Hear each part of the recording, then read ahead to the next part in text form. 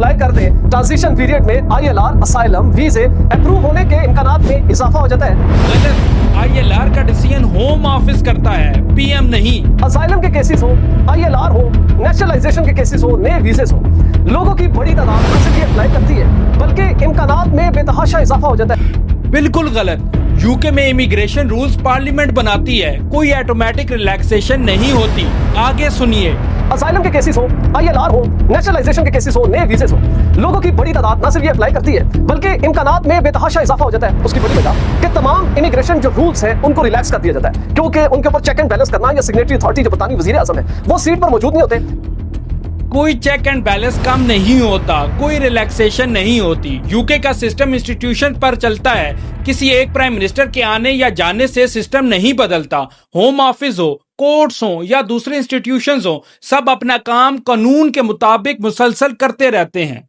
इनकी एक और असाइलम वाली क्लिप कॉपीराइट और यूट्यूब पॉलिसी की वजह से मैं नहीं चला रहा, लेकिन उस वीडियो में यह दावा किया गया है कि ट्रांजिशन पीरियड में फौरन असाइलम एप्लीकेशन जमा करवा दें, क्योंकि अप्रूवल के चांसेस बहुत ज्यादा बढ़ जाते हैं। इस क्लेम का कोई ऑफिशियल प्रूफ नहीं। असाइलम का हर केस एविडेंस और लीगल क्राइटेरिया पर डिसाइड होता है। वंस अगेन, PM बदलने या ट्रांजिशन पीरियड से अप्रूवल पर कोई डायरेक्ट इंपैक्ट नहीं होता। ये जो आपने अभी सुना, ये क्लेम्स एक पाकिस्तानी बेस्ड देश परदेश नामी यूट्यूब चैनल ने अपनी वीडियो में किए हैं।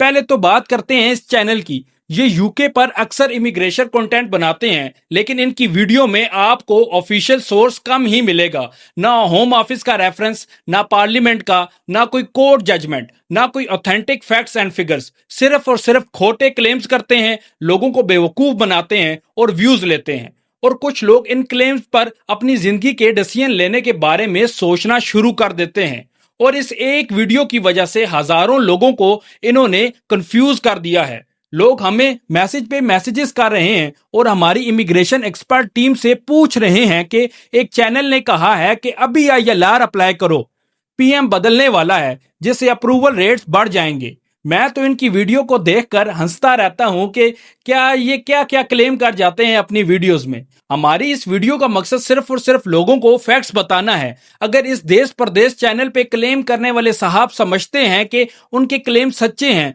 तो उसके रेफरेंस भी होंगे।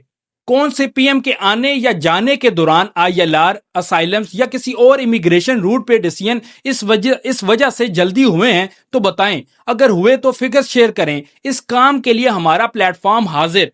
हमारे सामने आने वाली इनकी सिर्फ ये वीडियो नहीं बल्कि तकरीबन 50% से ज्यादा वीडियोस मैनिपुलेटेड होती हैं, जिसमें हकीकत को तोड़ मरोड़ के पेश किया जाता है और सुनने वाले कंफ्यूजन का शिकार हो जाते हैं। अगर इनकी ये वीडियो देखकर कोई एक बंदा भी अपनी एप्लीकेशन सबमिट कर देता है ये सोच कर के जल्दी डिसीजन आ जाएगा तो उसका जिम्मेदार कौन होगा।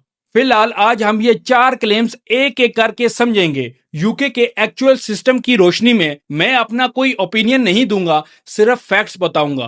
पहला क्लेम ILR के बारे में है। यूके में ILR का फैसला सिर्फ होम ऑफिस करता है। अब ये होम ऑफिस क्या है? ये एक इंडिपेंडेंट गवर्नमेंट डिपार्टमेंट है, बिल्कुल अलग, जिसका काम इमिग्रेशन, वीजास और नेशनलिटी मैनेज करना है। इसका प्राइम मिनिस्टर से कोई सीधा कनेक्शन नहीं होता।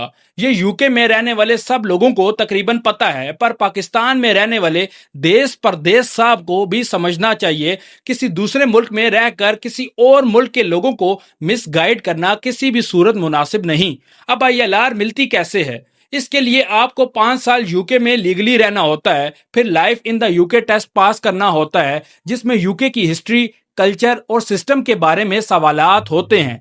फिर इंग्लिश लैंग्वेज का प्रूफ देना होता है और आपकी पूरी इमिग्रेशन हिस्ट्री क्लीन होनी चाहिए, कोई सीरियस क्राइम नहीं, कोई वीजा वायलेशन नहीं। ये सब बताने का मकसद ये है कि ये सब क्राइटेरिया इमिग्रेशन रूल्स में लिखे हैं जो पार्लियामेंट ने पास किए हैं।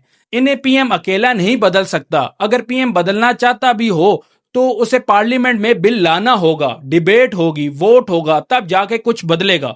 2022 की बात करूं तो यूके में एक साल में 3 प्राइम मिनिस्टर आए, Boris Johnson, Liz truss, Rishi Sunak. क्या उस साल ILR अप्रूवल में कोई अनयूजुअल इजाफा हुआ? होम ऑफिस के ऑफिशियल डाटा के मुताबिक नहीं। सिस्टम वैसे ही चलता रहा जैसे पहले था। इस प्रूफ के मुताबिक इनका पहला क्लेम कंप्लीटली गलत है और डाटा भी यही कहता है। दूसरा क्लेम ट्रांजिशन पीरियड के बारे में है। इसके असल फैक्ट्स भी हम एक्सप्लेन करते हैं। यूके में पीएम बदलता है तो एक केयर टेकर फेज आता है। इस फेज में पुराना पीएम जा चुका होता है, नया अभी सेटल हो रहा होता है। ये फेज कुछ दिन या कुछ हफ्ते का होता है। इस चैनल का क्लेम है कि इस फेज में इमिग्रेशन रूल्स डिले हो जाते हैं और सख्ती कम हो जाती है, लेकिन ये बिल्कुल गलत है और इसकी वजह यूके का कॉन्स्टिट्यूशन है। यूके में एक अनरिटन रूल है जिसे केयर टेकर कन्वेंशन कहते हैं। इस कन्वेंशन के मुताबिक केयर टेकर गवर्नमेंट कोई मेजर पॉलिसी चेंज नहीं कर सकती। ये कन्वेंशन डेकेड से फॉलो हो रहा है। इसका मतलब है कि ट्रांजिशन में सिस्टम और भी ज्यादा रिस्ट्रिक्टेड होता है, ना कि ज्यादा ओपन। और प्रैक्टिकली देखें तो होम ऑफिस के 28,000 से ज्यादा एम्प्लॉयज हैं। ये सब लोग एक पीएम के आने जाने पर अपना काम बंद नहीं करते। देश परदेश साहब, केस वर्कर्स वही रूल्स अप्लाई करते हैं जो कल भी थे और आज भी वही हैं। दूसरा क्लेम का भी कोई बेस नहीं। तीसरा क्लेम चेक एंड बैलेंस के बारे में है। इस चैनल का कहना है और साथ में इन्होंने ये तासुर दिया है कि पीएम ना हो तो सिस्टम कमजोर हो जाता है, ओवरसाइट कम हो जाती है। लेकिन यूके का सिस्टम ही इस तरह बना है कि किसी एक इंसान पर डिपेंड ना करे। यूके में होम ऑफिस अलग है, कोर्ट्स अलग हैं, इमिग्रेशन ट्रिब्यूनल अलग हैं, अपर ट्रिब्यूनल अलग हैं, कोर्ट ऑफ अपील अलग है, जुडिशरी कंप्लीटली इंडिपेंडेंट है। पीएम किसी जज को हुक्म नहीं दे सकता। ये पाकिस्तान नहीं, ये यूके है। एक रियल एग्जांपल से समझो। 2023 में यूके गवर्नमेंट ने रवांडा डिपोर्टेशन पॉलिसी लाने की कोशिश की। पुराने लोगों को याद होगा, सुप्रीम कोर्ट ने उसे ब्लॉक कर दिया। पीएम चाहता था पर कोर्ट ने मना कर दिया। ये है चेक एंड बैलेंस। अगर कोई भी मिनिस्टर या डिपार्टमेंट गलत काम करे तो जुडिशियल रिव्यू होती है। कोई भी यूके में रहने वाला होम ऑफिस के डिसीजन को कोर्ट में चैलेंज कर सकता है। ये सिस्टम पीएम के होने या ना होने से नहीं चलता। तो आपका तीसरा क्लेम भी बिल्कुल गलत है। चौथा क्लेम असाइलम अप्रूवल के बारे में है। इस क्लेम का कोई ऑफिशियल डाटा नहीं। ये पहली बात। कोई होम ऑफिस रिपोर्ट नहीं, कोई पार्लियामेंट का रिकॉर्ड नहीं, कोई इंडिपेंडेंट रिसर्च नहीं जो ये साबित करे कि पीएम चेंज होने के बाद असाइलम अप्रूवल बढ़ जाती हैं। लाहौल वला कुव्वता देश परदेश साहब।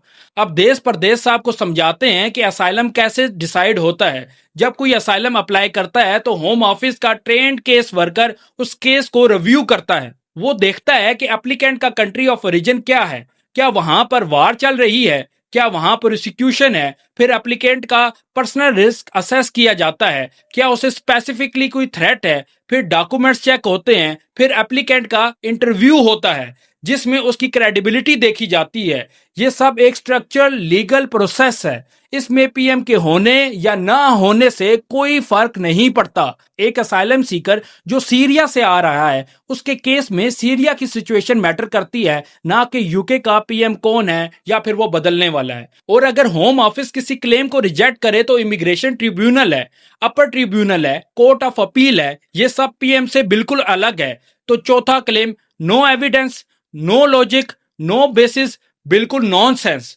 ऐसी वीडियो का असली मसला यह है कि ये अर्जेंसी और फेयर क्रिएट करती हैं। अभी अप्लाई करो वरना लेट हो जाओगे। और कुछ लोग इस पर पैसे लगा देते हैं, गलत टाइम पर गलत एप्लीकेशन डाल देते हैं और रिजेक्ट हो जाते हैं। इसलिए जब भी कोई इमिग्रेशन वीडियो देखो तो एक काम करो, सोर्स पूछो।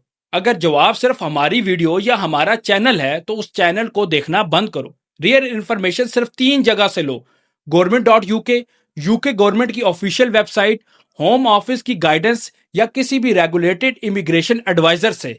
मैंने आपको इस वीडियो में जितनी भी इंफॉर्मेशन दी है इमिग्रेशन एक्सपर्ट सोलिसिटर से डिस्कस करके दी है, लेकिन इसके बावजूद मैं आपको कहूंगा कि हमारी इस वीडियो में दी गई इंफॉर्मेशन को भी इंफॉर्मेशन समझा जाए, ना कि इमिग्रेशन एडवाइस। अगर ये वीडियो आपको पसंद आई हो तो हमारी वीडियो को शेयर करें और हमारे चैनल NN डिजिटल यूके को फॉलो कर लें। शुक्रिया।